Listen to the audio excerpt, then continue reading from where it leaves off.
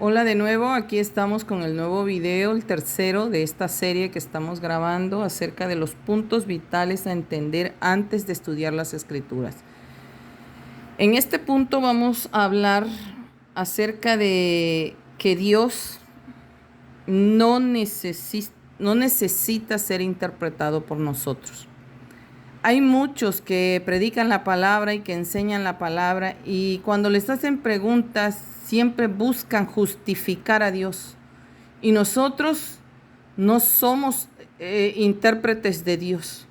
Dios quiso decir, como en aquella ocasión, no sé si recordarán un presidente que hubo que salía al aire, hablaba y luego otra persona salía en la esquina de la pantalla de la televisión y veías que salía lo que el presidente quiso decir.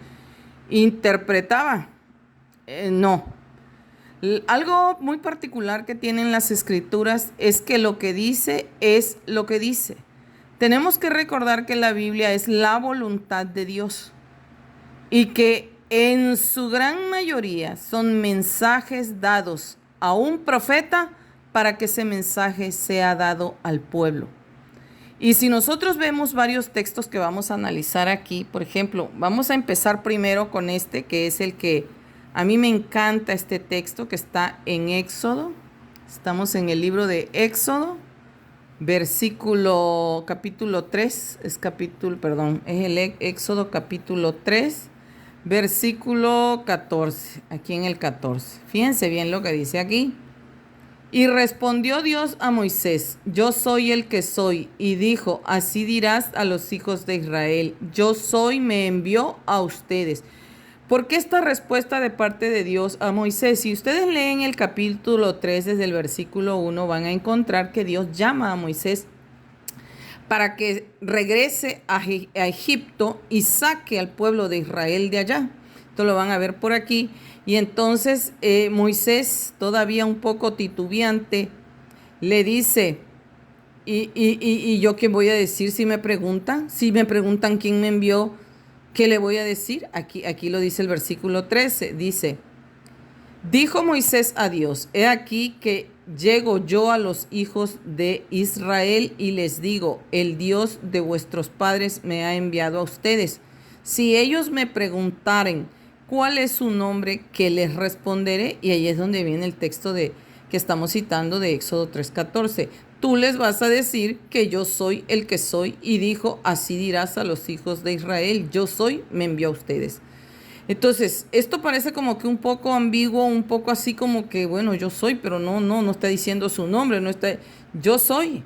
Es una manera de ratificar Dios que Él es el creador. O sea, tu creador fue el que me envió a ustedes. O sea, el creador suyo y mío es el que me está enviando a ustedes. Entonces, esto es muy importante porque nosotros muchas veces buscamos interpretar las escrituras cuando no encontramos argumento, aparentemente, para dar una lección que Dios nos da. Y hay preguntas, hay dudas, y se empieza a querer buscar argumentos, pero ya argumentos humanos para justificar a Dios cuando Dios es Él y nada más. ¿Por qué? Porque recordemos que Dios es el alfa y la omega. Nada hay antes ni nada hay después de Él.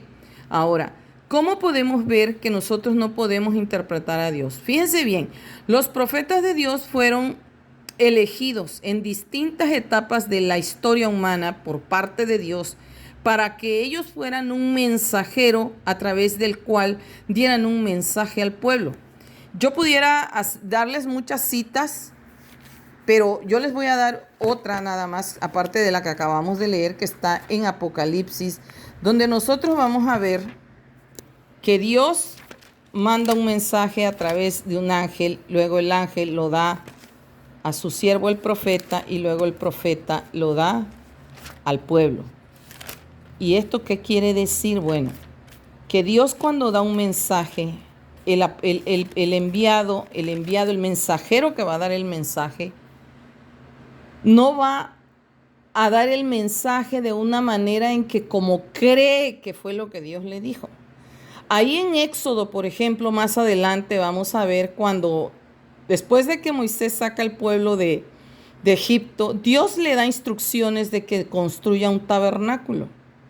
Pero ese tabernáculo tiene cierta forma, ciertas medidas, ciertas telas que tenían que usar, ciertos muebles que tenían que hacer, cierta medida de los muebles, ciertas personas que iban a servir, cierta ropa que se iba a poner. Y hay textos donde dice ahí, y que Moisés había hecho tal cual Dios le había dicho. Entonces nosotros no podemos pensar que leeremos un texto de la Biblia y yo con mis prejuicios, con mis ideas, con mis preconceptos, con mis previos conocimientos, cultura, entorno, etcétera, etcétera, yo voy a definir, no, yo creo que lo que Dios está queriendo decir, porque hay gente que así se expresa, ojo, no es correcto. Cuando tú te encuentres con algo en la Biblia que no va acorde a tu pensar, a tu actuar, a tu actual forma de ser, ten cuidado en decir, yo creo que Dios me quiere decir, y lo acomodes a tu pensamiento. Porque una cosa es que no esté igual lo que leas en las Escrituras con lo que piensas, y he ahí donde viene el asunto que dijo Cristo en San Juan 8:32, conocerás la verdad y la verdad te hará libre, pero te hará libre cuando tú aceptes la verdad. Mucha gente se encuentra con la verdad, pero no la acepta, aunque sabe que es la verdad, no la acepta. Y pues eso está en libertad, ¿verdad? Pero ya entendió que la verdad no es la que él cree o la que ella cree o la que vive, la que por años y años ha tenido en mente en su vida, y ahora que lee las Escrituras se da cuenta que tener un amante, vivir con un hombre que no es su esposo, es adulterio y es pecado delante de Dios, y vas a morir si no tú abandonas ese pecado.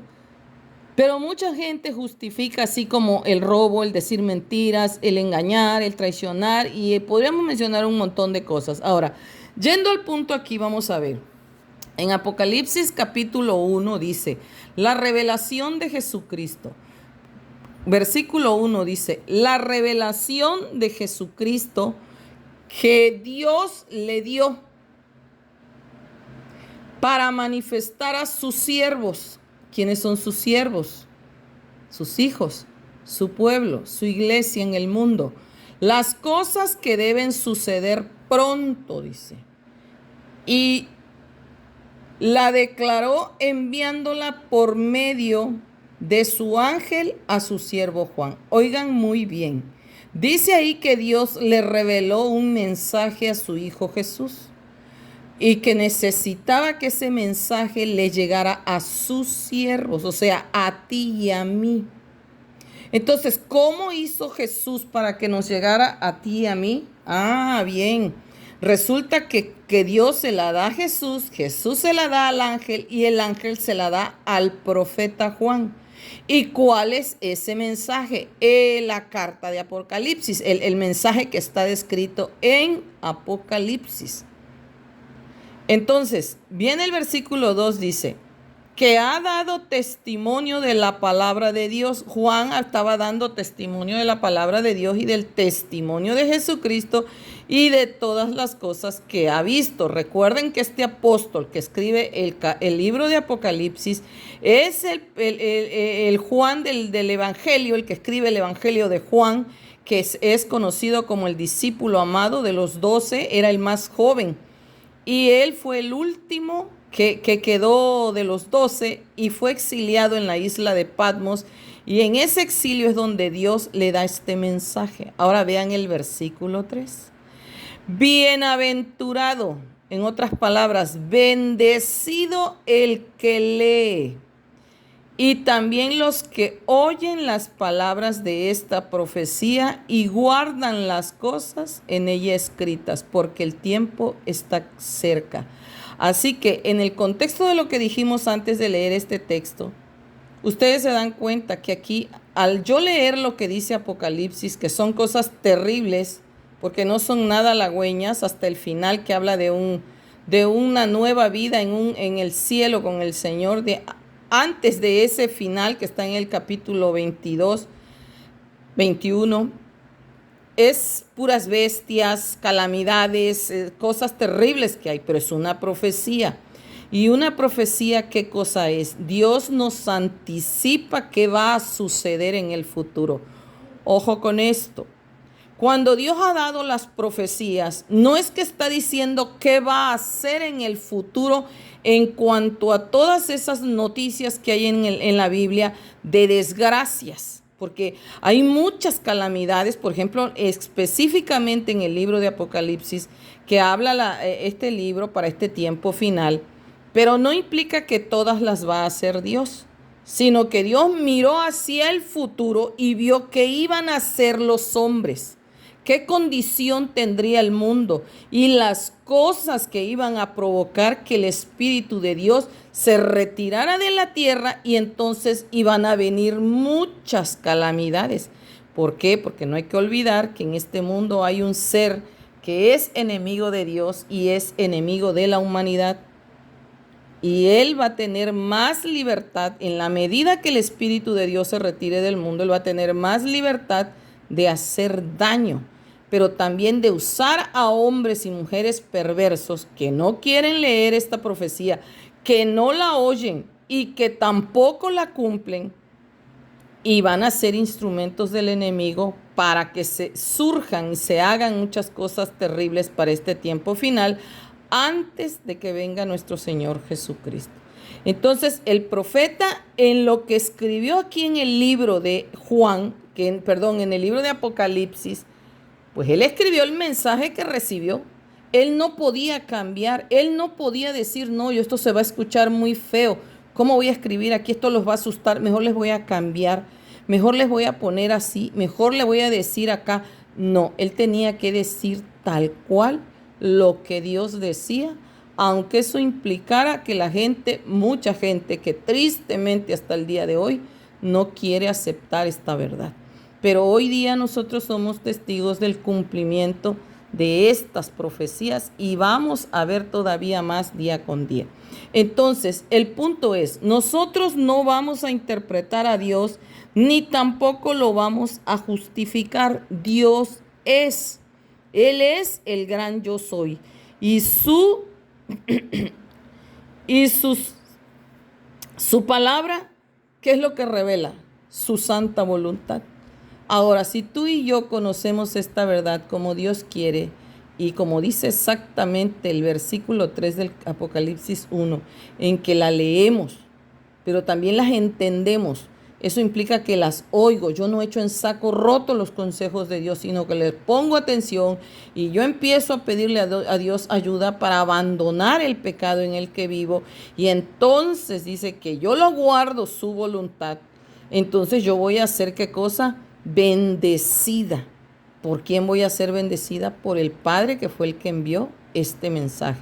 Yo espero que esto haya podido quedar claro, el punto, que lo que Dios dice es lo que es.